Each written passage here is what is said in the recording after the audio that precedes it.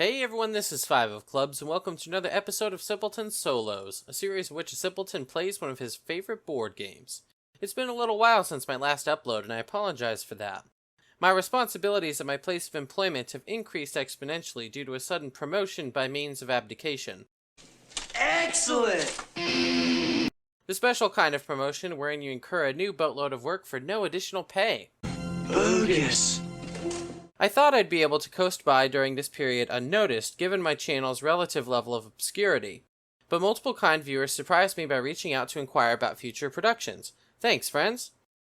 Despite the recent non-channel uptick in my busyness, I've worked here and there on a few of my upcoming projects, mostly my Kingdom Death Monster Primer video.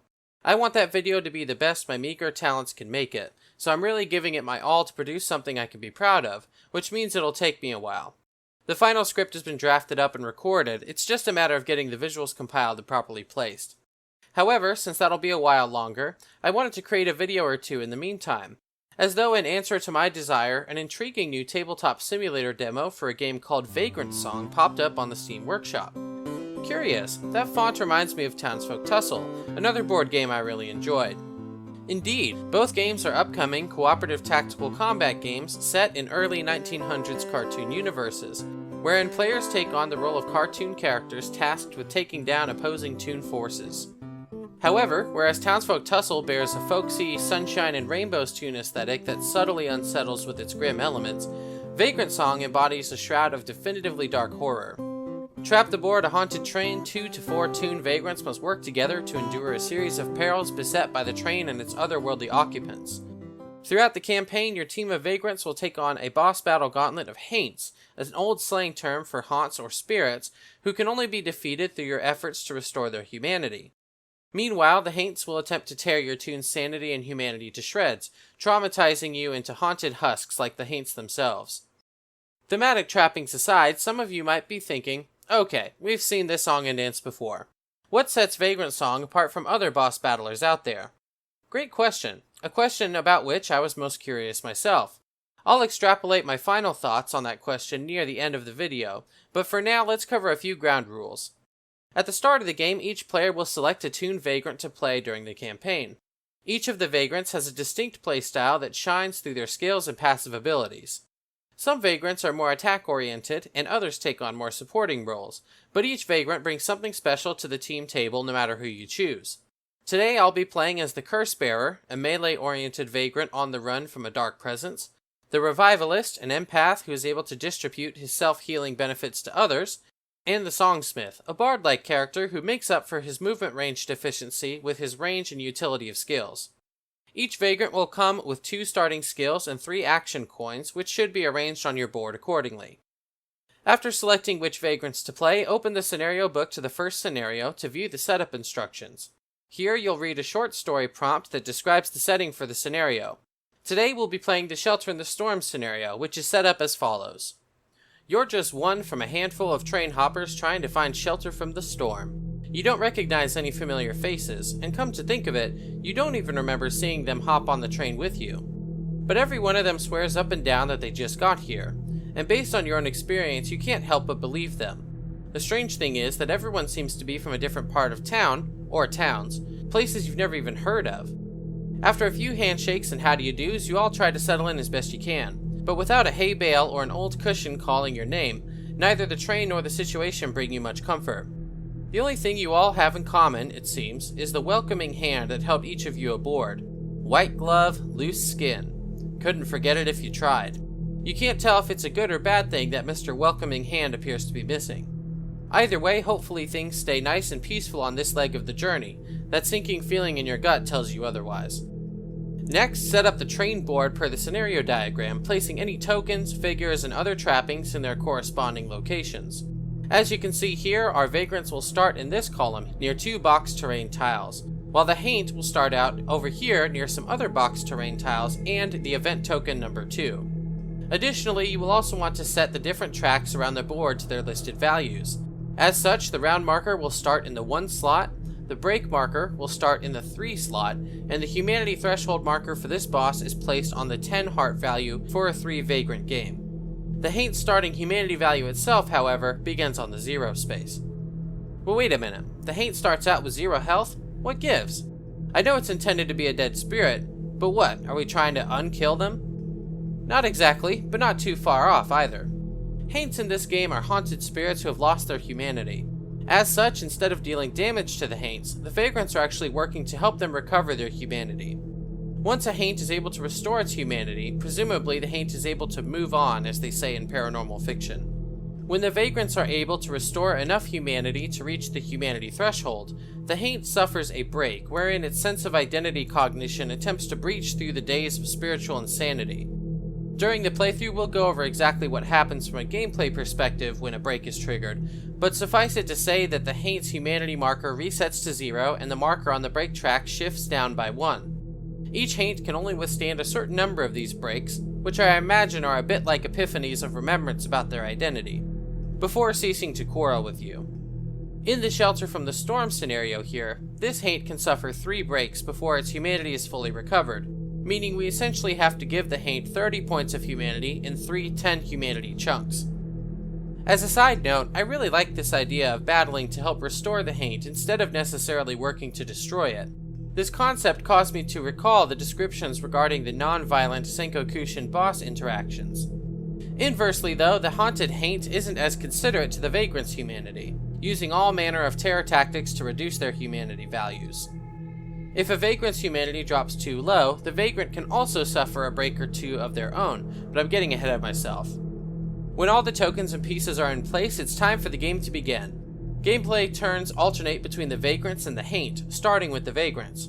Or, perhaps more accurately, starting with a Vagrant. That's right, the Haints get to activate after every Vagrant turn, which makes the game's variable activation order highly valuable. During a Vagrant's turn, the Vagrant will commit their 3 action coins across their skills or innate actions. Thankfully, each Vagrant skill effect is self-explanatory, and there's a handy-dandy reference card that explains the various innate action options. After all 3 action coins are assigned, the Vagrant resolves those actions in the order of their choosing. You can also assign multiple coins to a single ability to overclock its effect, so to speak. For instance, if I assigned 2 coins to my innate move action, I'd be able to move 6 spaces instead of the printed 3. Once that Vagrant finishes resolving all of its actions, play proceeds to the Haint turn. To fully understand the Haint's turn, we'll have to mention Vagrantsong's most impactful shakeup to the usual CABB template, the bindle, an opaque bag that holds a series of round token chips called rummage tokens, which perform unique effects depending on which phase of the game you're in. During a Vagrant's turn, the rummage tokens in this bag comprise a potpourri of salvaged findings that the Vagrants can rummage and use to their advantage. Using the rummage action, Vagrants can find usable items like apple tokens, which can restore wounded skills, or lucky rabbit's feet, which can grant you additional actions, and so on. That's all fine and good, but things get really interesting from a mechanical perspective when you discover that the Haint also makes use of the rummage tokens in this bag. Indeed, instead of having an AI deck or standard if-then parameters to dictate its behavior, I think this is the first boss battler game that utilizes a token bag to drive its actions. Each Haint will have a set of actions it can perform when it draws certain rummage token types during its turn. For example, one hypothetical Haint might move 3 spaces and attack a target if it pulls the Iron Nails token, whereas it might deal damage to all targets within 4 spaces if it draws a Salt token. Whenever one of these rummage tokens is used, whether by Vagrants or Haints, the token is placed in a matching spot on the cycle track of the train board. Each token type in the cycle track has a listed value next to it, and whenever the number of tokens in the cycle track matches the listed value for a token type, a cycle is triggered, causing all tokens in this area to be shuffled back into the bindle. Cycling simultaneously refreshes the AI pool of actions available to the Haint, as well as the resources available to the Vagrants. After resolving the Haint action, play proceeds to the next Vagrant's turn, and so on until either the Vagrants defeat the Haint/scenario, or the Vagrants are defeated by the Haint/scenario. I'll detail the other minutiae during gameplay, but for now, let's climb aboard this midnight train and see how off the rails it gets.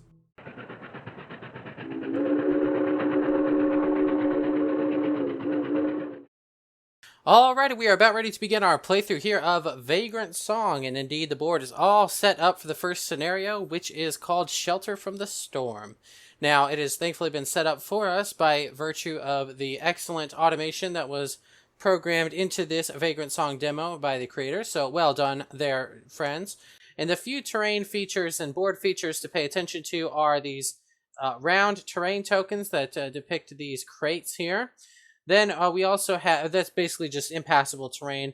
We can't pass the terrain and we can't destroy it, but the haint, being that it is a spirit, it is able to move to and fro across terrain without any sort of encumbrance. And then we also have event tokens, like Event 2, Event 6. There's an event over here. Some event tokens on the break track, some event tokens on the round track, and events every which way, this way and that. And that's because they're actually pretty interestingly designed. So some of them, like the ones here on the board, you'll move on to and you will actually investigate using the investigate action, in which case you will interact with whatever the event is. You don't know what it is until you go and look at it. Maybe a little bit unsettling, but, you know, pretty interesting nonetheless. These ones over here that are on these tracks tend to trigger whenever, let's say like the break marker would move into that, you would trigger event 7, or if the round would get to round 3, you trigger that. And then there's also some that aren't on the board yet, which may or may not be added as the scenario progresses. Indeed. And last but not least, we have some ritual cards, which I sort of vaguely referenced in the intro.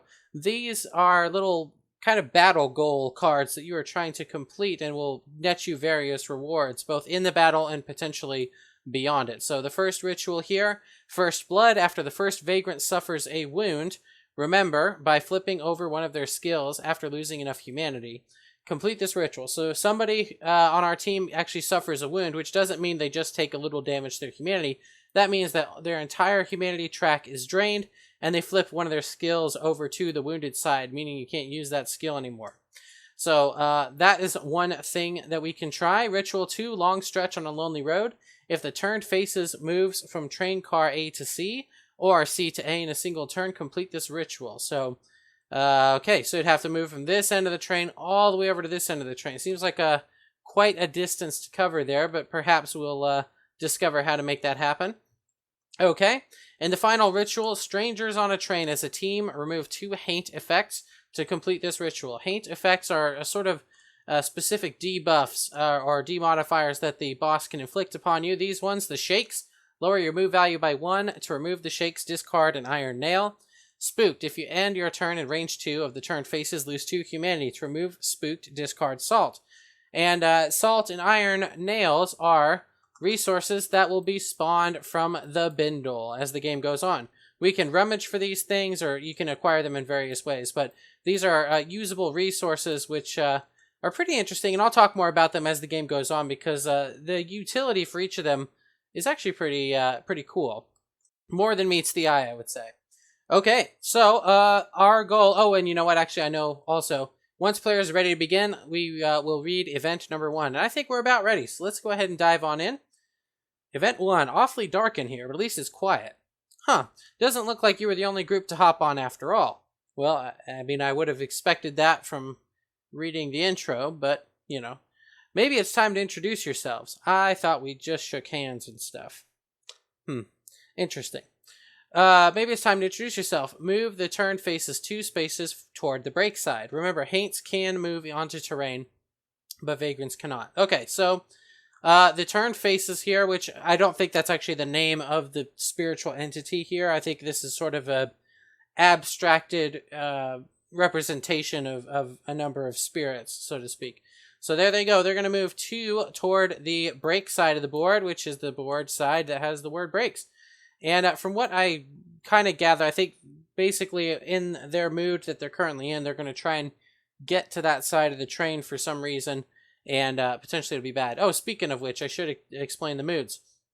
Most bosses will start in the happy mood, which is shown by this happy token. That does not indicate that the haint is in any way actually satisfied with what's going on, but in fact just means that maybe the haint is not entirely upset with you just yet. So right now, they are currently trying to make their way over to that side of the train and seem unbothered by your presence. But if they are to switch to the upset and sad or at least disgruntled face here, perhaps they will reconsider our threat value to them.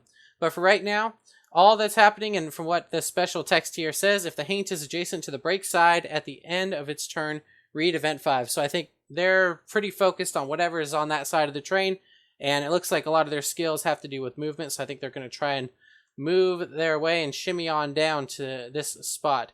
Unfortunately, in having moved the way they did, they are now out of range for most of our melee attacks unless we spend a lot of resources trying to move to them. So I think what we'll do, as a start, we'll start with the Curse Bearer. Oh, and I'll mention the art on here will come into play if ever you are wounded on all sides and have lost all of your humanity. You will revert to a spectral form of your own. And during your spectral form, you actually gain different skills and little ghost abilities, which sort of reminds me of sword and sorcery in that sort of way. So even if you're knocked out, you're not out of the game, which is a neat idea. Okay, so we have 3 action tokens that we can assign to skills, or we can assign it to our innate actions here. I think first and foremost, we're gonna move, and you have to assign these tokens before actually resolving them, but you can resolve them in any order after you place them down. So maybe what we'll do is we'll move, because we get to move up to 3 spaces, 1, 2, 3. We can get to token number 2 here. And she actually is pretty good at investigating. She needs a 3+, which is 3, 4, 5, and 6, a 66% chance of success. So maybe I will assign 1 token to the investigate action, which will allow me to roll 1 die, which is, they call them bones in this game. And with that die roll, I need to roll a 3, 4, 5, or 6, potentially, depending on what the investigate requirement is for this event. We'll know once we actually look at the event book and see what's required of us. But in any case, we could actually plop this down here, so we get to roll 2 dice, which doubles our chance for success if we think we need it. Maybe. Or we could put it over here on the rummage action with the little bindle icon, which will allow us to start drawing tokens from this bindle bag and getting some usable tools for ourselves. I think that's a great idea. And you can resolve these in any order once you have them placed. Actually, you know what? I'm going to rummage first. Before I'm going to move, just going to shuffle the bindle bag, draw 1 out. We have a candle token, okay. Now, you might be going, well, what's the use of that? Well, there's this nice this card here. Candle, place in an adjacent open space. Haints are drawn to the candle for target priority. When a haint moves onto a candle, its move ends and the candle's discarded. So essentially, it's a little decoy. It's a distraction. It's a trap! Maybe the flickering of the light draws the spirits in. So why... You know, there's iron nails, there's the candle, the salt, rabbit's foot, and apple. At least the top 4 tend to be pretty good spiritual entity combat assets, and the fact that they're lying around on a train that is also like a ghost train is incredibly helpful to us, as it were. So the nice thing about these tokens here, she can hold up to 2 of them, as you can see, and he holds 2, and he holds up to 3. The nice thing about them is you can hang on to them and use them whenever you want. And when I say whenever you want, I really mean that. So, like, the Curse Bearer, if she wanted, she could lay this down during the Haint's turn, or she could lay it down during the another Vagrant's turn. She could lay it down on her turn, of course. It actually doesn't require an action to play one of these rummage tokens for its effect, which is pretty cool. So it reminds me a little bit of like survival actions in Kingdom Death that you can use during other players' turns and during the monster turn. So excellent design there, very cool. And offers interesting strategic considerations, especially when you have like the candle, which will affect the targeting priority and whatnot. So very good. All right, so we have rummage, then we are going to move 3, and then we are going to try to investigate potentially event number 2. So we have moved on to here. Let's take a peek here. Event 2, looks like they left something behind. What kind of traveling tramp starts shedding all their things? And then we investigate. So now we're going to go ahead and roll a die and count the number of successes that we get. Or I mean, not a die. We are going to roll a bone. Yes, we are. Wow, a 6. Okay, so 6s are special in this game. This game has a rule or a special condition called booming boxcars. And what that means is it's basically an exploding 6, if you've ever seen that in other games. If you roll a 6, you get to roll another die, and that potentially will add to your successes. Okay, good. So look. So we needed to get a 3+ for our success value. Whoops, excuse me. And we have a 6 and a 5, so that's 2 successes. Looking right up here, we only needed 1 or more, so we actually over-succeeded, but that's not so bad. Oh, well, this sure looks useful. Rummage 2. Only keep one of the tokens rummaged this way, but you may give the other rummage token drawn to any other vagrant. After keeping a rummage token, add event tokens 8 and 9 to the bindle, then give the bindle a good shake. Then remove event 2. Okay, remember when you rummage 2, draw 2 rummage tokens from the bindle. Your rummage value indicates how many rummage tokens you can hold at any given time. For more info, go to the page of the rulebook, but I understand it. So we are going to get 2 tokens out of here after a good little shuffle. Yeah, you might not be able to tell that I'm actually pressing the R key to shuffle those tokens around, but I am. Naturally, with the physical game, you will have a physical bag with physical tokens that you will reach into Quacks of Quedlinburg style. Okay, so we have a salt token, and we have iron nails that we get to decide how to split between our friends. Let's see, we can give... The salt, I guess we'll talk about what they do. The salt token, when targeted by a haint action, use salt to ignore the effects of that action. So I guess you draw a ring of salt around yourself, and the haint is unable to affect you with the damage or whatever it is it's trying to do. So that's pretty cool. But we already have a candle over here, which is, hey, haint, how about you go and mess with the candle instead of me? So maybe we'll want to give someone else the salt token so they can defend themselves, because Curse Bearer can already lay down a candle. And the Iron Nails, a haint within range 2 gains 2 humanity. That's, yes. So, whereas we have humanity that will progressively be lost as bad things happen to us, we are actually trying to restore humanity in the haint. So, right now the haint has seemingly forgotten or abandoned its humanity, and we need to bring it back into a remembrance of its humanity so it can move on to the next part of the ethereal experience. And how nails help with that, I'm not entirely sure from a thematic perspective. Maybe it has something to do with the fact that they are iron nails, perhaps, but I'm actually guessing there. I really don't know. So, in any case, you know, the Curse Bearer actually is kind of our attacky person. Both of her skills target the haint, so maybe she could keep the, yeah, I think maybe she can keep the nails. And then as for the salt... Let's see, between our 2 friends, this guy can hold more bindle tokens, so maybe we'll give it over here. How about that? Excellent. I think that's a great idea. Okay, so we've used all 3 actions. That is going to conclude the Curse Bearer's turn. Oh, and we have to remove this token per the event and add tokens 8 and 9 to the bindle. Indeed, and as you might be able to guess, those will theoretically potentially come out at future times while we're drawing tokens in the bag. Really cool design with that. I think that is super neat. Presumably they will be the same size and have the same tactile feel as the rummage tokens, so that they shuffle in there pretty good and you won't be able to discern by feeling them which ones are the events and which ones are not. In which case, very awesome. Alright, so that turn is over, and unlike in Townsfolk Tussle, where all of our friends get to go and then the villain gets to go, in this one, the haint actually gets to go after every single vagrant turn. So it's going to go Curse Bearer's turn, then the haint, then Revivalist, then the haint, then Songsmith, then the haint. And that's a full round. So he's going to get 3 activations for every one that we get. So, yikes. Okay, shuffle. Let's see what we got. We have a red apple. Okay, whenever he draws tokens out from the bag for his AI activations, he adds them straight to the cycle track. And as I mentioned in the intro, whenever these values are reached for the token types, it will trigger a cycle where all the tokens here are shuffled back into the bindle, and potentially an action from the villain is triggered at that point. So let's see what the Apple AI instruction is. Wanderin' Willies. Move toward the break side, and we're going to move 2 spaces here, pursuant to the foot icon there. Target vagrant loses 3 humanity and gains the shakes condition. Okay. So it looks like he moves 2, and he has a range of 6 where he's going to try to target somebody. So here we go. 1, 2.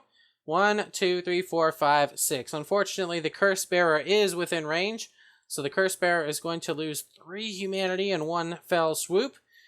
And gain the shakes condition. Now, one thing we could do is we could put the candle down so that it targets the candle with that effect instead. Potentially.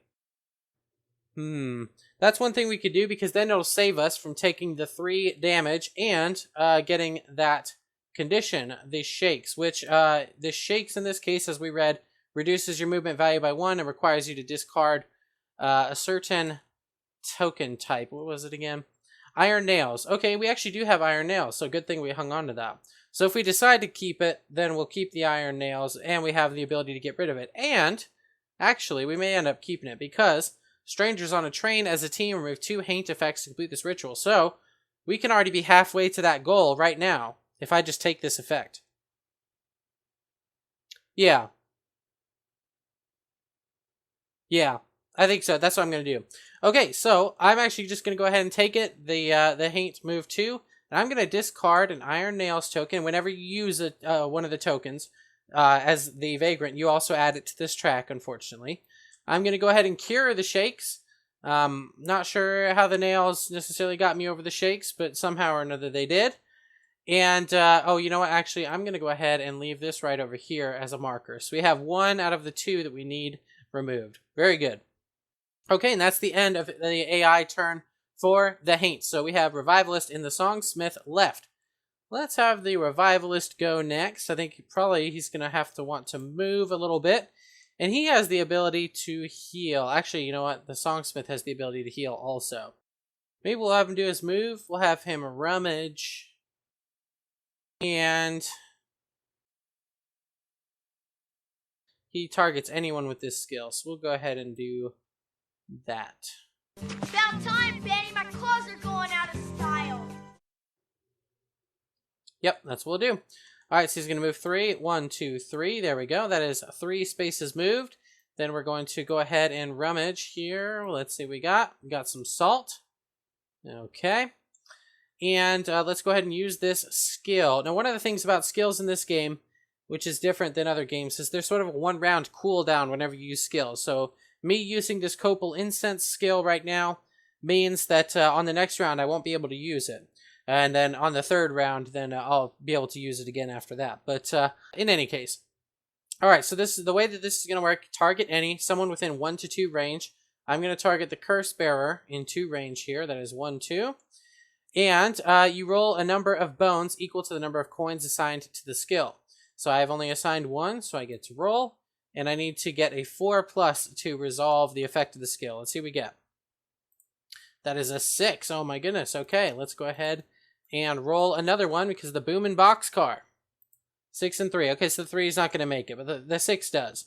Alright, for each success, target gains 1 humanity, and you may move the target 1 space. Okay, so I can give the Curse Bearer 1 of those humanities back. There we go. And I can move 1 space, 1 closer to our friends who are fleeing here. Yes. Okay.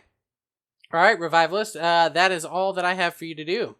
So we will go ahead and move right along to the Haint's turn. Shuffle, shuffle. Oh, we have the 9. Okay, we have the 9. So the way that this works is whenever you draw one of these event tokens, you immediately resolve it. And depending on how it comes into play, it may or may not trigger other things. In this case, when it's the Haint's turn and that's what the Haint pulls, it will draw this this token, and then it will shuffle it back in and then draw another token. If I used a rummage action, and this is what I happen to rummage, then I don't get anything, and I just get to resolve the event. Alright. Event number 9. Their hands reach out, stretched fingers curling into clenched fists. The metal of the train screeches and yawns. All vagrants in the same train car as the turned faces gain spooked. Then add event 9 back into the bindle. Oh boy. Okay, so that's actually 2 of our friends here. The Revivalist and the Curse Bearer are within train car B with our friend. Oh boy. Okay, so we're going to go ahead. There we go. There we go. They are spooked. And as a reminder, spooked is a condition where if you end your turn within 2 spaces of the haint, then you will suffer hit to your humanity here. But to remove spooked, discard salt, which, as you may recall, I actually have some salt. You know what? And now I think I'm going to use it. So let's go ahead and do this. There we go. I have removed 2 effects as a team, which means we completed the first ritual. What's going to happen? The turned faces gains 5 humanity, gain 1 coin to use during the camp phase. Now the camp phase is sort of the in-between battle respite phase where you buy new skills, buy new gear, heal up, you know, kind of recover and that sort of thing. Well, we'll deal with that when we get there, I suppose. But even more important for right now, the turned faces gains 5 humanity. Boom. So we're dealing 5 straight damage. 1, 2, 3, 4, 5. Right there. Something about the fact that we got rid of those conditions triggered a revelation within the spirit, so to speak, and it tried to remember part of its humanity there. Bam, there we go. So we are halfway to our first humanity threshold here, and once we hit the humanity threshold, we will trigger a break, and I'll talk about that once we get there. Okay. All right. Okay. Not awful. She doesn't have salts to be able to get rid of that, but that's okay. No worries. Righto. Oh, and I also should mention about the tokens here that we're getting. You can only use 1 per round. So right now, like, the Revivalist has used 1 and the Curse Bearer has used 1. So, like, the Curse Bearer can't lay down her candle until the next round. So that's just a rule to keep in mind. Okay. And now, because we have resolved this event, it said to put it back in the bindle, and we'll shuffle and we'll draw again. We have the Iron Nails for the AI action. And what is the Iron Nail effect here? Let's find out. Finding our way back home. It moves toward the break side. So it's going to move 3 spaces toward the break side. 1, 2, 3. And again, while we cannot land on top of terrain, these spectral beings can, and they are unencumbered or unbothered by such things as bun sweets. Pan muertos. Is that bread that's dead? I guess. Very interesting. Okay. Yes, so it is on there, and they are making their way down to the break side, and I'm not sure there's anything we could do to really stop them from getting there, frankly. We are way behind. Why are you running? Why are you running? So maybe there's, maybe it's supposed to get over there, and there's nothing we could have done about it. Because even if we, like, manage to get in front of it and try to block it off, they can, like, walk through us. So, I guess it's just a given that this is going to happen. Okay, last but not least, we have the Songsmith, who is not a very good mover, so certainly the Songsmith's not going to be catching up to them at any time. We could play some songs to heal our friends, like, for instance, the Curse Bearer. I have a salt token, which if I give to the Curse Bearer. Oh, she's way over there, though. If I was adjacent, I could give her the salt for next time she can cure her spooked. But it doesn't look like that's going to happen. So maybe what we'll do... How far away are we? 1, 2, 3, 4, 5, 6. If I move to 2, I'm in range 4 to potentially heal her with this. You know what? Actually, I think what I'm going to do... Yeah, I think what I'm going to do is I'm just going to rummage. Rummage like crazy. So, since I have put 3 action tokens on the rummage, that means I get to draw 3 of these different things and keep 1. So, I will go 1, 2, and 3. Ooh, wow. So we have 2 lucky rabbit's feet. I hope this is a good omen. The rabbit's feet is really, really good. In fact, it's my favorite of the tokens. It says you may use the rabbit's foot as an additional coin during your turn. So basically, it's like a free action point. So instead of having 3 with a rabbit's foot, I would be able to use 4 actions, which is amazing. So, yeah, rabbit's foot it is. The only thing is, when using it, as you can see here, just like the apple, these are the rarest token types, which also mean they have the lowest thresholds for actually triggering the cycle effect. So, if you use it, it's sort of a double-edged sword, but I think that's actually an interesting idea as far as balancing is concerned. Okay, and the other 2 here, just reshuffle right back into the bindle. Okay, and speaking of shuffling the bindle, it's now time to see what the turn faces does. Oh, there's an apple. And that's going to trigger this cycle effect, but first we have to resolve the actual AI effect here. Wandering Willies. Move toward the break side. Target Vagrant loses 3 humanity and gains the shakes. We've seen this before. Alright, so it's going to move 2 spaces. And thankfully, it's actually out of range for being able to give anyone else the shakes. But unfortunately, it is in range, or rather, it is now at the time for it to trigger the cycle because there are 2 apple tokens in the cycle track. And the cycle effect will depending on the mood of the boss and basically what's said here. It's actually, this one's interesting. It says there's no cycle effect for this mood. Cycle normally after the current action is resolved. Take all rummage tokens on the cycle track, put them back in the middle. So we actually kind of lucked out. And that is to say that we aren't going to get punished for the fact that there is cycling going on. So let's go ahead And I'll just highlight all those, drop them back in the bindle, give it a good shuffle. Okay, normally with bosses, from what I understand, the cycle thing is almost like the trap from Kingdom Death, where something bad will happen. So we actually kind of made off okay. Maybe it's because, you know, the turned faces are turned toward the brake side of the train, and that's kind of what they're focusing on right now. I suppose that's the end of the round, isn't it? So let's go ahead and highlight all these to flip them to their ready side, and we'll move the round token up to round 2 and begin the cycle anew. Who should go first? You know, maybe I can have the curse bearer go, and I can go 1, 2, 3, 4, 5, 6 and get to this token right here, yeah? So if I doubled up here on movement, that's 3 movement times 2 is 6, and then I could do an investigate, huh? Yeah, because I can't reach the haint anyway. So you know what, that's a good idea. 1, 2, 3, 4, 5, 6. I am now on event number 6. Let's take a look. Carved in the wood is an arrowhead pointing downward. You've seen it before on the road. It's the code. Get ready to defend yourself. Oh no. Automatically succeed at this investigate action.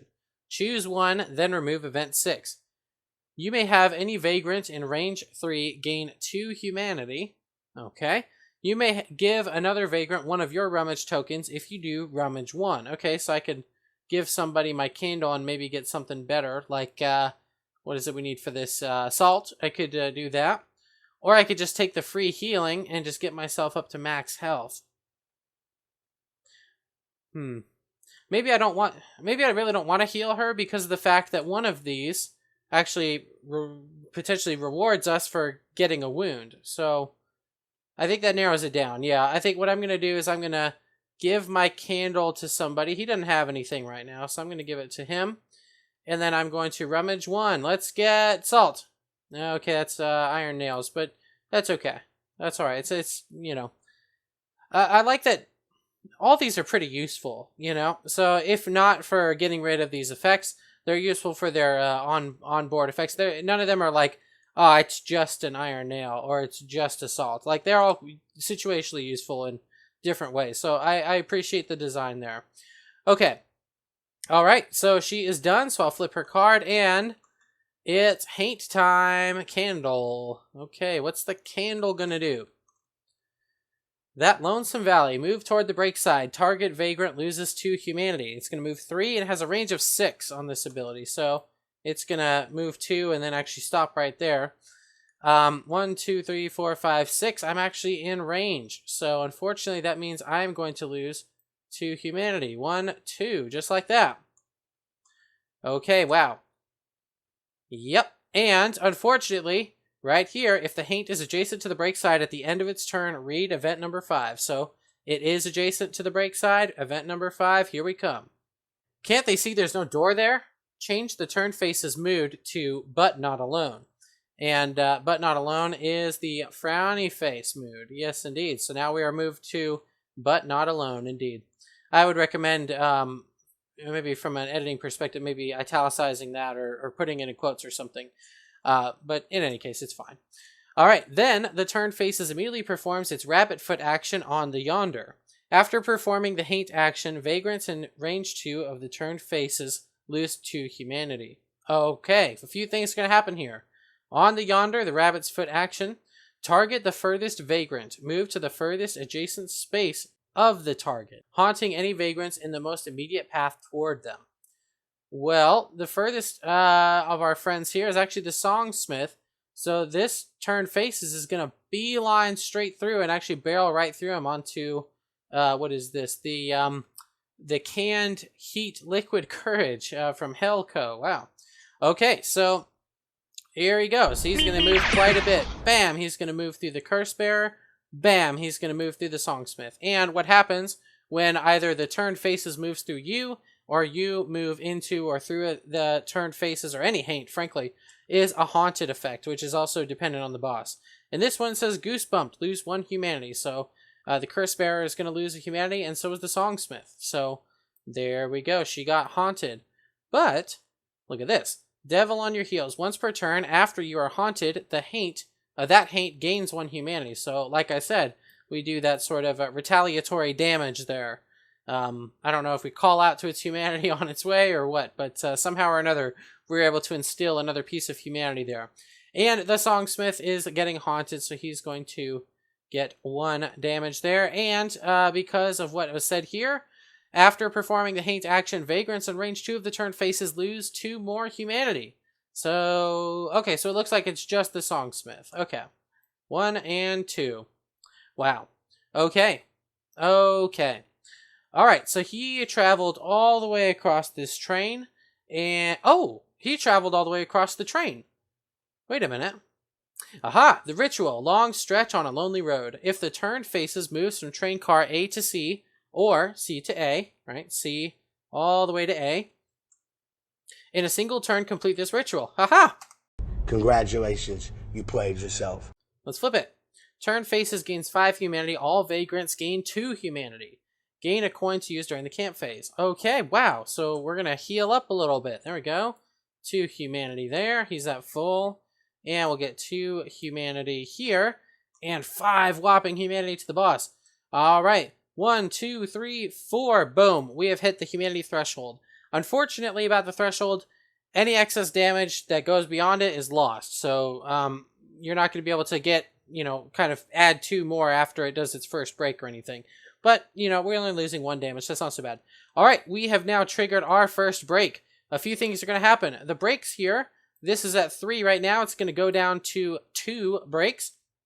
And basically what will happen then is the humanity will reset for the boss. It'll go way back to 0, and we will try to build it back up to 10 to break it yet again, and then presumably again after that.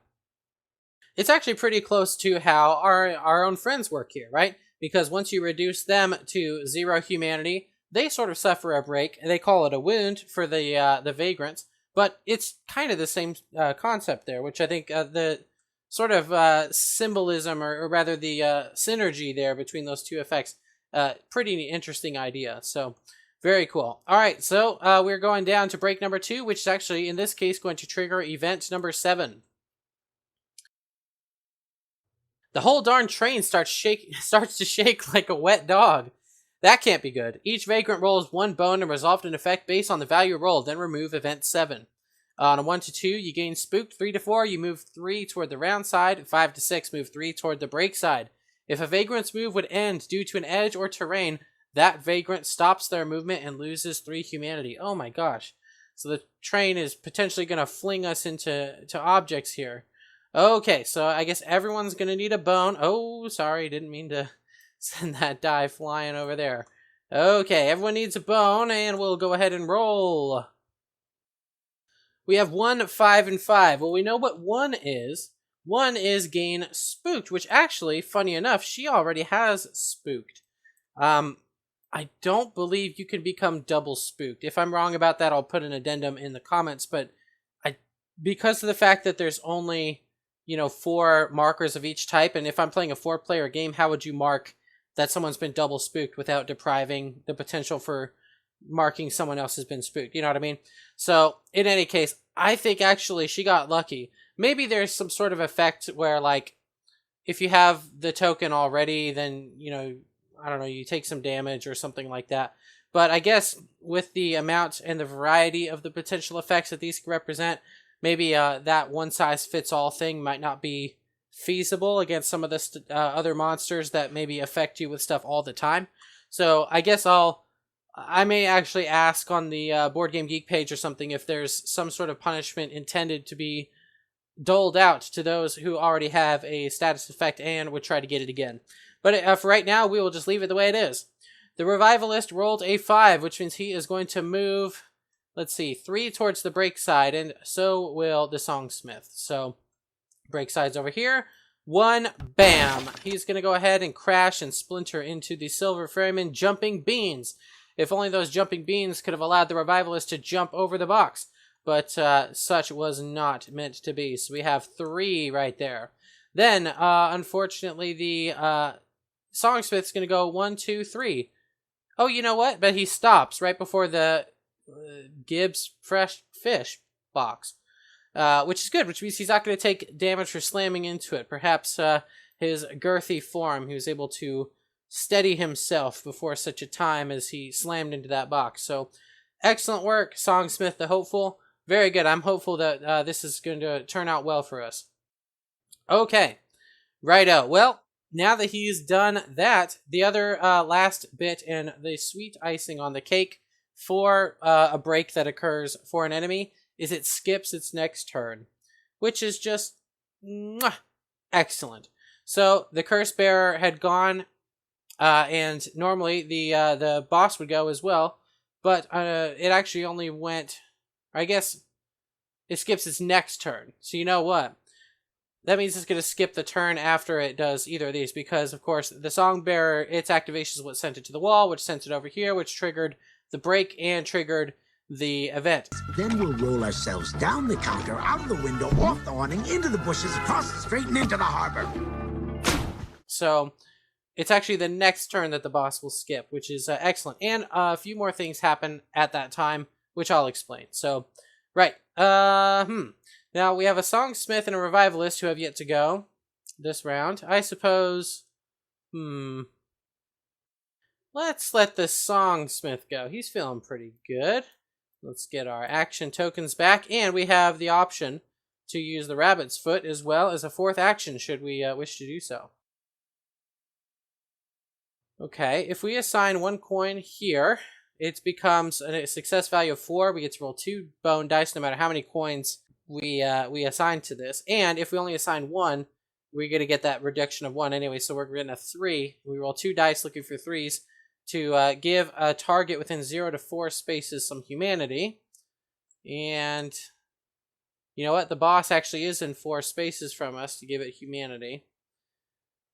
And the rhythm, apparently we can utilize this. Target gains 2 humanity for each coin. You may move the target 1 space away from you. So we can kind of push it along. We could maybe rummage a bit. Maybe what we'll do is, maybe we'll hang on to the rabbit's foot for right now. There's nothing pressing for me to do with it. So maybe we'll actually just hang on to it right now. Let's go ahead and move up to 2 spaces. Let's just move right here, maybe. And then we're at range 3 here. But then let's rummage here. So let's go ahead and shuffle, get one of these. Ooh, an apple. Wow. Okay, and the apple I think is the one that I haven't talked about yet. You may use the apple to heal a wounded skill on yourself. So, our friend the Curse Bearer, if she happens to get her health reduced down to sufficient points to suffer a wound, we could give her this apple. She could give it a bite, keep that doctor away, and heal a wounded skill, which would basically undo the damage of actually fulfilling the conditions here. So, something to think about. All right, and then let's go ahead and utilize this ability right here. We're going to get to roll 2 bones per the card. Here we go, looking for 3+. We have a 3 and a 1. Okay, so the 3 is a success, the 1 clearly is a failure. The target gains 1 humanity. All right, so we're just going to do one little flick. There we go. Making our way toward the next break, slowly but surely, and I guess we will see how that goes. I think that's everything there is to do here. So, shuffle the bindle, iron nails, and I will fix this in editing. What I nearly forgot, of course, is that we get to skip the vagrant's turn, because when a vagrant suffers a break, I'll show you the card here. Move the break token down 1 space, set the humanity to 0 as we already did. Vagrants each gain 1 humanity, skip the hate turn, right? So we should have gotten our humanity. Here we go. Right, so we're going to skip that hate turn because, nope, don't want, or skip the next hate turn, which is getting skipped right now. I should have actually gotten the humanity when the break actually occurred, and I kind of messed that up, but I'll get it right going forward. And thankfully it is available there for reference. So these cards, I presume, are going to be included in the final game, so you'll be able to keep track of that on your own. Very good. And additionally, the other thing that happens, along with getting one of these, recovering one of these humanity, in this particular scenario, it actually specifies that you get to do a free rummage action as well. So everyone gets a free rummage. Ooh, wow. Look at that. Okay, then we'll shuffle, shuffle, shuffle. Oh, the apple. My goodness. I swear I'm not cheating. I'm actually shuffling, spamming the R key, trying to get it. Okay, so he would rummage 1, but unfortunately he's already at max, so we'll go ahead and just put that right on back. Okay, since we have no room for it. Okay, moving right along. So now it is the revivalist's turn, who is also now equipped with an apple. So whether the songsmith or the curse bearer or both end up suffering wounds throughout the course of this battle, they'll be doing okay about it. So, oh, you know what? And this 6 needs to go away because we already redeemed it. Right. Let's see. 1, 2, 3. Yeah, both of his abilities actually do let him target up to 2 spaces away. So I could move 3. 1, 2, 3 right here. And I could target it with either this one. If you rolled any doubles for this action, you gain 2 humanity. Then for each success, target gains 1 humanity. It succeeds on a 4+. For each success, target gains 1 humanity. You may move the target 1 space. Okay, so you can move it in any direction, presumably, instead of, whereas the songsmith specifically pushes it away. Yeah, you know, that sounds pretty good. Let's go ahead and let's put doubles on here, right? Because if we happen to roll doubles, we get 2 free humanity out of it, which would be pretty good. And if we get any successes, then of course we get to deal some humanity to the boss. So here we go. 1, 2, 3. And let us roll 2 of these bones. Trying to get 4+. We have a 3 and a 5. Okay, so we got 1 success. So no doubles, certainly. And we get to do 1 humanity to our friend. Boom, there we go. Alright, and that's actually all that I could do unless I want to maybe throw down a candle. You know what? Why not, huh? Let's throw a candle right there, right in the turned face's face. Maybe they will decide to prioritize the candle over us for some reason or another. Okay, I guess we'll find out. Shuffle, shuffle, shuffle. We have a lucky rabbit's foot. Well, it was very unlucky in this case. Are you sure about that? Okay, target the furthest vagrant. Move to the furthest adjacent space. Move to the furthest adjacent space to the target, haunting any vagrants in the most immediate path toward them. Okay, so whereas he ran like the Roadrunner and plowed through our friends, he's actually going to plow through them yet again because they're in the same sort of spots that they are. And he's actually going to... Well, let me read the candle thing real quick. Place in adjacent open space. Haints are drawn to the candle for target priority. When a haint moves onto a candle, its move ends and the candle's discarded. Wait a minute. Wait a minute. Using that effect, actually, he would run forward, hit the candle, and he ends his movement right there and then. So, even though I was just doing it off the cuff, it turns out we just saved our friends from getting haunted, which, and of course, bringing the boss over there, which maybe we kind of wanted, right? Because then the curse bearer can unload some knife skills on him, but wow, okay, that was an interesting interaction just now. Huh. Fascinating. Okay, we are 2 candles out of 4 there, so well on our way. Way to go, Revivalist. You, that excellently placed candle was pretty epic, so mad respect for that. Okay, everyone has gone, which means it's time to ready our friends. Whoops. Oh, you know what? It's because I'm pressing the shuffle key instead of the flip key. Right, which now means it's a new round, which will trigger event number 3. Oh, event number 3, please be good. You hear something behind you, a heavy thud, then a slow drag. Things fall from the top of train cars all the time, right? Place event 4 on any open space adjacent to the round side of train car A, then remove event 3. Okay, so token 4, boom, slamming right there on the ground over there. A heavy thud after a skid sound, huh? Is that terrible? Is it good? I have no idea. Do we risk going to look for it, friends? Of course! You know what? Yeah, we do. Because we are epic gamers here at 5 of Clubs. We don't shy away from such things. So you know what? We're going to see what caused that heavy thud over there. That's exactly what we're going to do. That is exactly what we're going to do. Precisely. Okay, and was that it? Was that everything that happens? Yep. Oh, and then remove event 3, of course. Okay. Whoops. There we go. Right. So, wow. Okay, so we have a full board here. if we have the curse bearer go, we could probably get the curse bearer over here. 1, 2, 3, 4, 5, 6, 7, 8. Okay, so it would actually require 3 moves, but we have the rabbit's foot. Oh, but you know what? If I spend the rabbit's foot, look at that. I'm going to trigger the cycle to happen, which against this form or this mood of the boss, the cycle effect occurs at the end of the current character's turn. Cycle effect. No turning back now. Vagrants in the same train car move 1 toward the turned faces. Then vagrants adjacent to the turned faces get the spooked condition. Oh my, that would give 2 of our friends spooked. Nope. Nope. No, sir. We don't want that at all. So maybe what I'll do is I'm just going to spend all 3 of these tokens to get on top of that thing, and then we'll consider investigating it on the next round. Maybe. Yeah. Yep, that's what we'll do. Okay.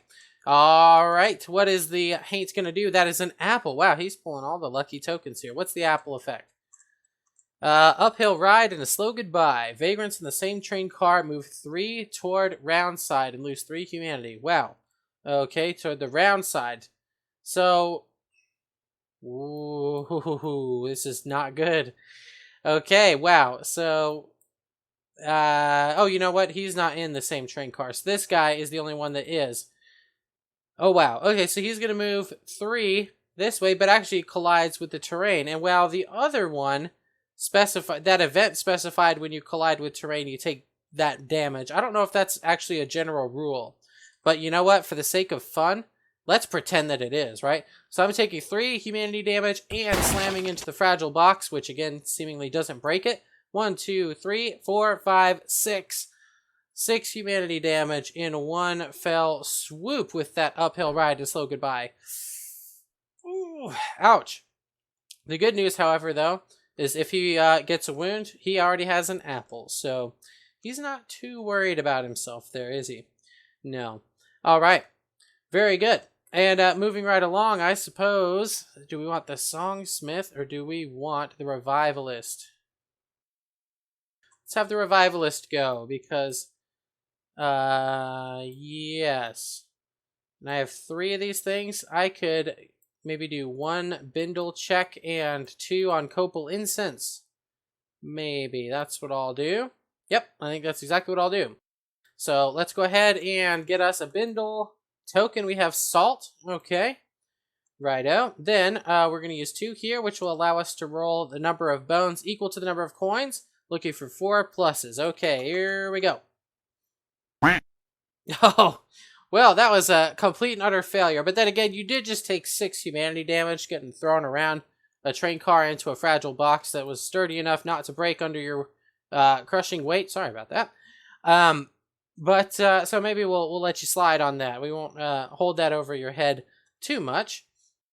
Okay, now we have some salt in case we need to negate a terrible effect later. So very interesting. Oh no, look at that. A lucky rabbit's foot. Another unlucky one, which is going to trigger the cycle. But as it said, we could conclude the turn first by resolving the rabbit's foot effect, and then we will continue on. So, target the furthest vagrant, move to the furthest adjacent space of the target, haunting any vagrants in the most immediate path toward them. So now it's just going to do what it tried to do.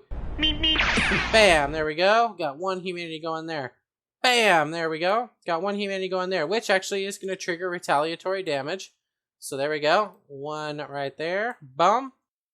And then 1 right here. Boom. Okay, and after we've done that, it's time to do the cycle. Vagrants of the same train car move 1 toward the turned faces. Then vagrants adjacent to the faces, vagrants get spooked. Well, guess what? She is actually still spooked from before. So, we get off scot-free yet again. And she is the only vagrant that is in the same train car as the terrible beast. Okay. Alright, Songsmith is the final person to go. Well, what is the Songsmith going to do? Not a very mobile one, are you, Songsmith? I suppose let's just do some moving. 1, 2, 3, 4, 5, 6. No, 5, 6. That's what I'll do. 2, 3, 4, 5, 6. So that in case he tries... No, yeah, I do want to do that. Because if he gets that if he gets this again, I don't want to be in the way when he comes plowing through going for the revivalist, do I? So that's what I'll do. Okay, and then we will shuffle, shuffle, shuffle. Oh boy. Well, that was great fun, wasn't it, everybody?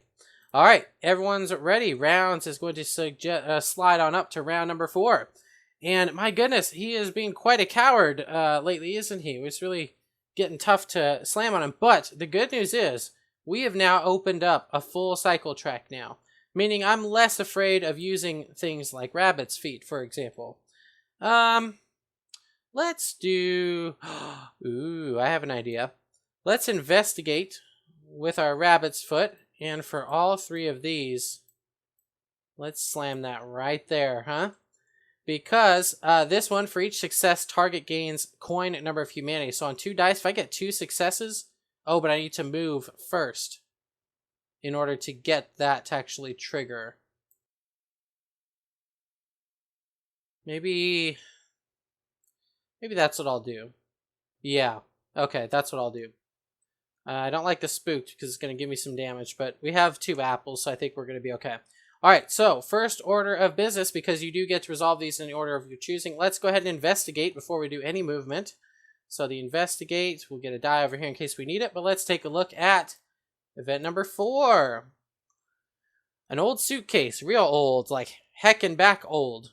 Couldn't hurt to have a little look-see inside. Investigate. Okay, so, and depending on what we get here...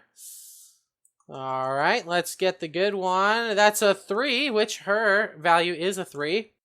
So that's perfect. We use the rabbit's foot, so he goes right back there.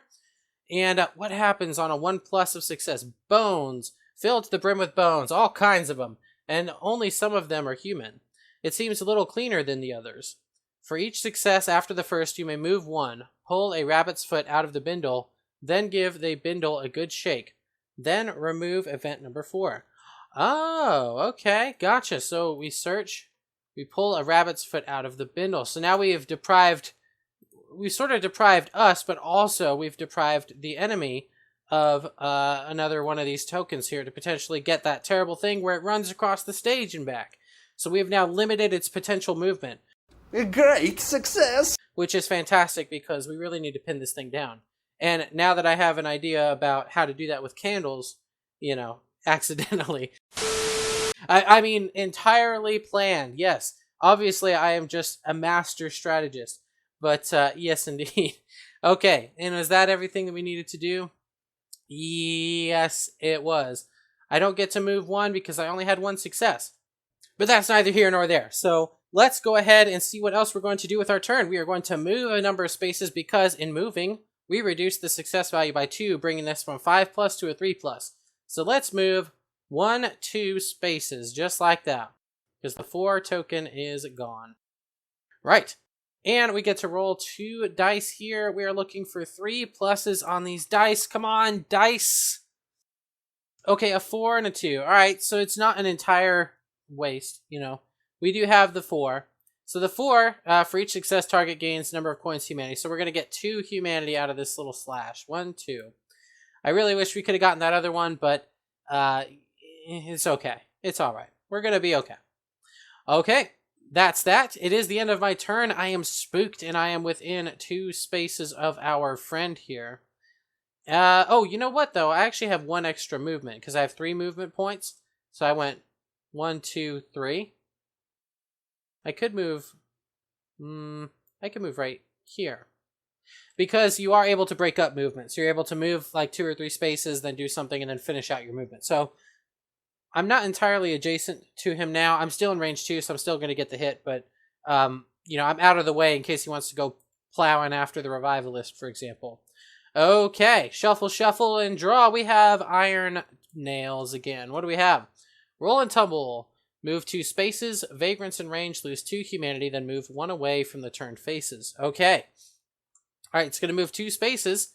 And it does have a targeting priority that it follows here whenever it's an unspecified target. Special priority, candles, hurt vagrants, nearby vagrants, recent vagrants. So, as far as everyone who's in range, this is really the only person who's in range, and there's no candles for special priorities. So he's going to move 2, and he's actually going to move right into her space, which is going to deal it 1 damage for haunt and me 1 damage for haunt.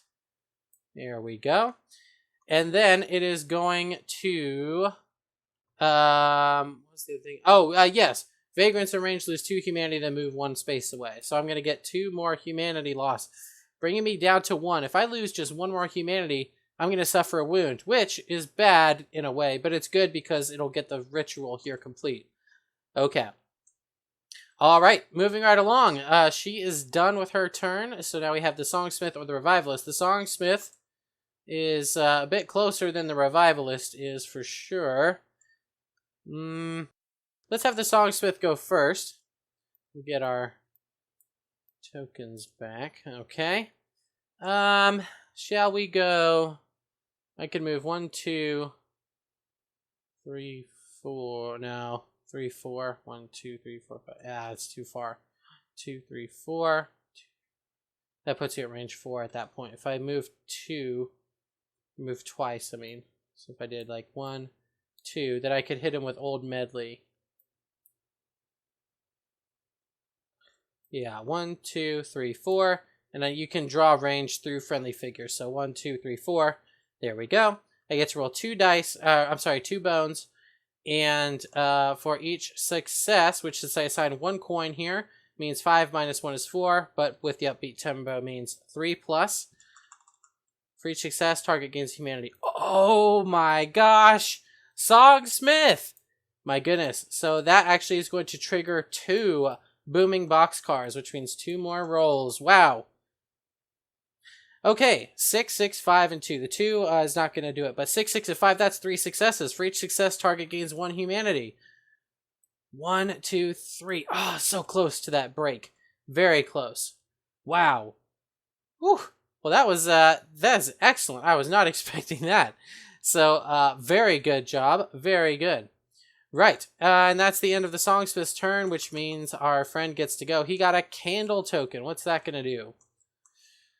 Shaken hands. Target, he's going to move 3. Target Vagrant loses 2 humanity. If this wounds a Vagrant, that Vagrant gains the shakes. Alright, so he is able to move 3 spaces, and then he has a range of 1. He's going to target the hurt Vagrants before the person who went last. So he's actually going to move right here. 1, 2, and let's see. 1, 2. Oh, sorry. 3. There you go. 1, 2, 3. Righto. So now he is there. He's gone through her, which means he's going to haunt her, but she is likewise going to haunt him. Which, oh my goodness. Okay, so hold on. Let me track this real quick because it's going to perhaps confuse me here. All right, so let's go ahead and flip that. So this is wounded, which means that we now fill this up to 9.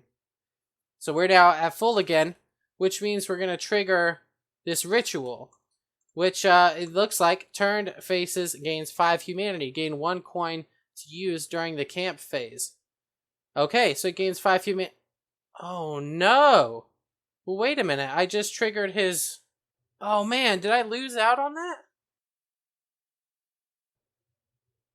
No, you know what? I think it's supposed to work where it's per instance of damage, right? Because the damage that is suffering from the ritual right now is a different instance of damage to what I just did in retaliation to the monster. So I dealt it 1 per my passive ability to haunt the, or retaliate with the haint with 1 humanity. So I think now the break is triggered. And then this will actually trigger after the break, and it's like damage immunity because of the fact that it's a separate instance of damage. So I think I'll double check with the developers if they happen to watch this. I'll try and ask them if they don't. But that seems to make sense to me. Otherwise, I'd be incredibly heartbroken that in this particular instance you would actually miss out on that 5 damage. That's very sad. But in any case, let's go ahead and resolve it the way that I think it's supposed to go. Then we'll see how it works going forward. Right. So we are going to actually let's do this in order. Right. Move the break token down 1 space. Set the haint humanity to 0. Vagrants each gain a humanity. then skip the next haint turn. So we're going to move down to event number 10, which I think actually resolves before healing and all that. So event 10, the wooden beams that make up the train car walls begin to shift and slide outward, creating makeshift windows in the walls. But instead of seeing the wilderness or a train yard outside, all you see are bright blue faces looking in, grinning wide. From now until the end of the scenario, the first vagrant to take a turn each round loses 4 humanity. Remove event 0. Oh my gosh. Wow. That's terrible. Okay. Yes, so we have resolved that. So, yep, move the break token down 1 space. Resolved. Set the haint humanity to 0. Boom. Check. Vagrants gain 1 humanity apiece. She's at full. Revivalist is going to get 1. Songsmith is going to get 1. And, of course, remember, during this boss, that means we each get to rummage 1 as well. So she's getting some salt, which actually can help her cure her haint effect there. So that's not bad. Revivalist, there are nails here that you could potentially get, but I kind of like what you have. Yeah, I kind of like what you have. So I'm actually going to let the nails go. And the Songsmith already has a good mix, and I think, as far as I remember, I'll double check, but I'm pretty sure it says that you may rummage 1. So I don't want to rummage with him because I'm kind of happy with what he had. And actually, frankly, that's what I would have done if I thought just a little faster about the Revivalist. Okay, right. Then we'll skip the next haint turn, as it says. And the reward, the turn faces gains 5 humanity, gain a coin for the next phase. Boom, there we go. Halfway to the break. Yep, and we just have 1 break left. We just got to get 5 measly damage on this thing. Can we do it, friends? I think we could do it. I think so. We really need to get a Curse Bearer an apple, though. Thankfully, the Songsmith appears to have an apple. The Songsmith's already gone, as has the Curse Bearer.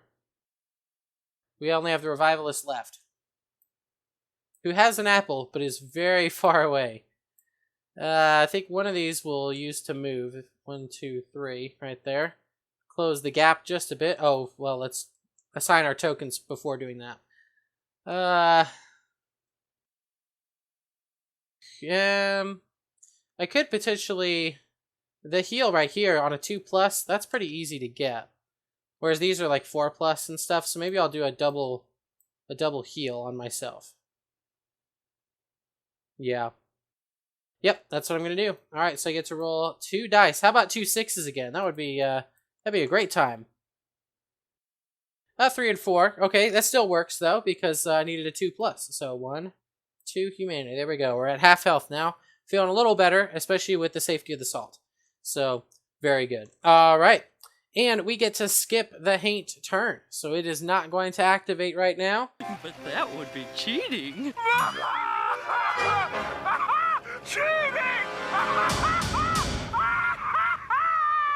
Which means let's ready up our friends. And something's telling me this is going to be a good round. Round 5.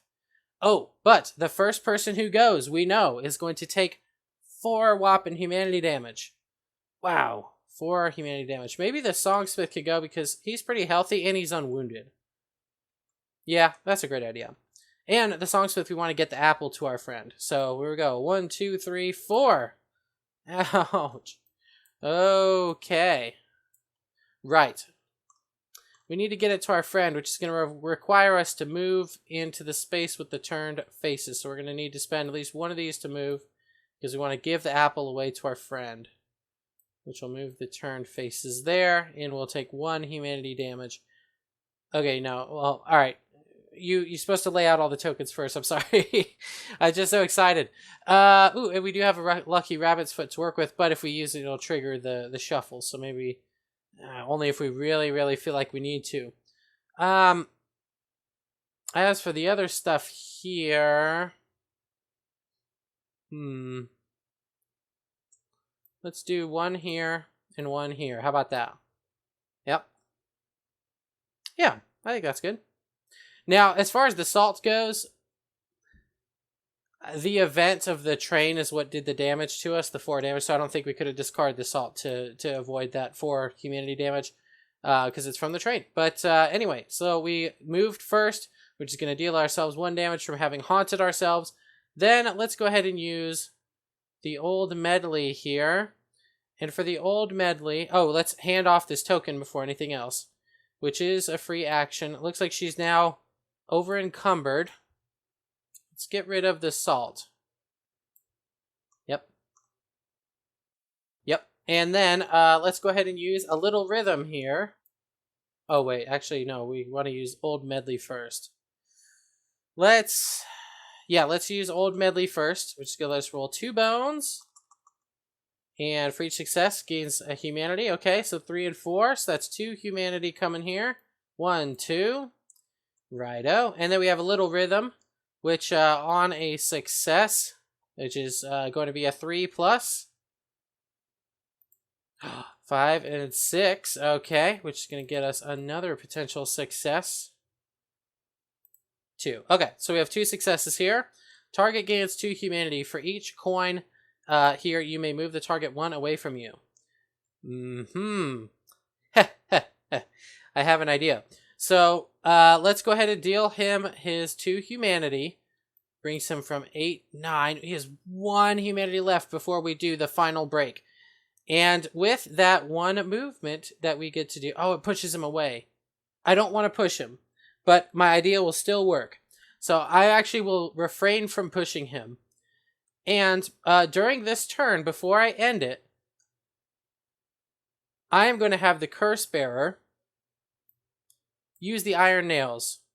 Not to deal with any of our effects, but to actually use the effect. A Haint within range 2 gains 2 humanity. So she's going to discard that. 2 humanity going to the Haint. Boom. That is the final break. And ladies and gentlemen, that is the first scenario. Woo! We did it, friends. Our vagrant vagabonds were able to vanquish the vicious Haint by helping it harmonize with its humanity. I don't know what happened to the turned faces after we helped them become whole again, but I'd like to think they were able to escape this haunted train and move on to a happier stop in the spiritual plane. Unfortunately, our vagrants are still stuck on board. I suppose we could try to dive out the new makeshift windows in our current train car. That is, if we want to attempt diving off a moving train into a spectral cloud of grim grinning ghosts. One set of mildly disgruntled spirits was a 3 vagrant task. I dread to think of our fate against an entire swarm. The vagrants opt to press onward instead, seeking the safety of a sealed car to regroup and plan a course of action. After each battle, the vagrants will resolve the camp phase, which is a period of respite wherein vagrants are able to acquire new skills, gear, and other advantages for the upcoming battle. These benefits are afforded using the vagrants' action coins, as well as any coins earned during the Haint encounter. We'll cover that phase of the game in the next video, as this video is already long enough. But before I sign off, I wanted to share some initial impressions about the game. To be entirely honest, I was quite surprised by this game. I didn't go into it expecting to dislike it or anything, but I wasn't expecting to enjoy it as much as I did. Given some of the design decisions here, I had supposed the game's decision space would be inherently minimized compared to other CABB games like Kingdom Death. However, I actually discovered that I underestimated the game and came away from my practice plays quite pleased with the design. For starters, I had supposed the fight would feel claustrophobic compared to the open battle boards of Kingdom Death or Townsfolk Tussle. Tight quarters makes thematic sense, of course, given the battle setting, but I feared that we'd mostly maintain a central cluster around the Haint for the duration of battle. This may have been the case for a boss that only moved or activated once per round, but the Haints have the potential to move multiple times per round since they activate after every vagrant turn, which helped keep the battlefield in motion. Additionally, the stage itself even shifted figures around, keeping us on our toony toes. Speaking of events, I was also impressed with the broad range of applications for event tokens. Some of them were explorable set pieces on the train, others were timer-based happenings that took place at certain intervals, and a few events could even pop up randomly as bindle tokens throughout the game. After seeing how many event token utilities were showcased here in the intro scenario, I'm excited to see what other neat uses we'll see from these tokens later on. Shifting to another set of tokens, we have to talk about the bindle. This was the piece of the game engine I was the most unsure about. I worried that the randomness of the bindle drawing would reduce the game to a luckfest, leaving you with unreliable mitigation or manipulation methods for the Haint. Thankfully, my worries were quelled mostly through my play experience so far. Each of the token types have valuable vagrant effects, and the ease of passing them to other vagrants makes it viable to get the right tools in the right hands at the right time. And the fact that these additional tools also feed into the threats imposed by the cycle mechanic, really awesome stuff. Not to mention that the contents of the bindle can change throughout scenarios, meaning it's an organic piece of the game that evolves rather than remaining static. I'm really curious to see what other tokens will add or remove from the bindle in future scenarios. I can already envision bosses making special use of the bindle by eating or stealing rummage tokens out of it and whatnot. Perhaps there may even be permanent changes to the bindle's contents throughout the campaign. There's an intriguing range of component utility here that isn't viable for standard card decks, and I'm happy to already see the tip of that potential emerging here in the intro scenario. I also wanted to make mention of the story prompts for the scenario and events, namely that I enjoy the style that they embody. There's a sense of personality to it that invited me into the experience. Take for instance Event 4's description of something sliding and falling on the round side of the train. Instead of simply describing it routinely, the author adds, "Things fall from the tops of trains all the time, right?"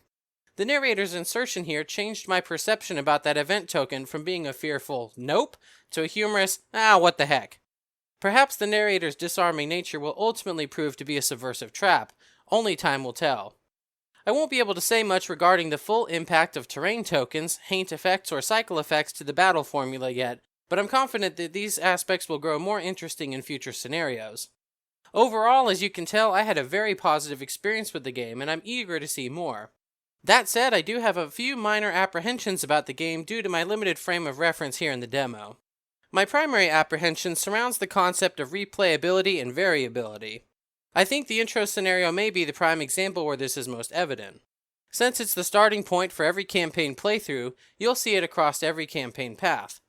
Now that I've played it 3 times, I now permanently know aspects about the scenario structure that will influence future plays. For instance, the first part of the battle will nearly always be the same. Our vagrants will be incapable of catching up to the runaway haint and will even be punished for pursuing it. Instead, since I know the haint is going to turn around and run to the round track side of the board when it reaches the break side, the optimal thing for me to do is to gather my vagrants near train cart A in preparation for its on-the-yonder trek across the board. In doing so, I will guarantee that I fulfill one of the rituals and set my team up to dogpile on the haint when it gets there.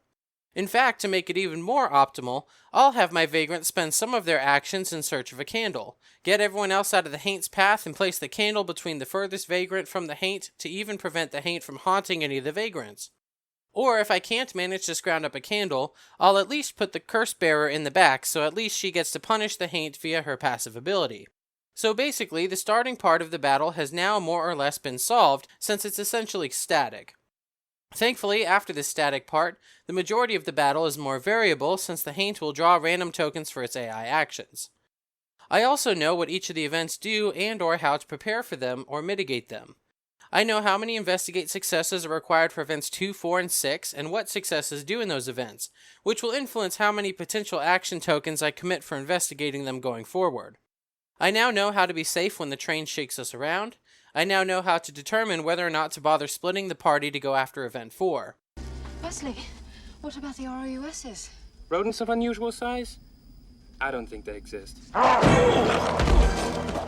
The only events I have no consistent control over are events 8 and 9 from the bindle. These two are the only variable events in the scenario by virtue of their spawn conditions. This isn't entirely bad. Too much randomness in a game can be crippling, so a measure of consistency is good. I'd likely be tempted to simply skip it after a few plays to move on to the rarer, non-tutorial encounters that come next. I think Townsfolk Tussle might be considered to have a leg up on Vagrantsong in this way, as all of the Townsfolk Tussle bosses scale to the spot in the campaign where you encounter them. With this system of variability, every ruffian can fit into any slot in the campaign playthrough, gaining new abilities and conditions to toughen them up when encountered during the later parts of the game. Vagrantsong's haints, by comparison, appear locked into their predetermined spots in the campaign structure. This is likely due to the narrative structure of the game. It may break the narrative to encounter the final boss story figure as the intro boss or vice versa. So I think Vagrantsong may get a pass for that reason.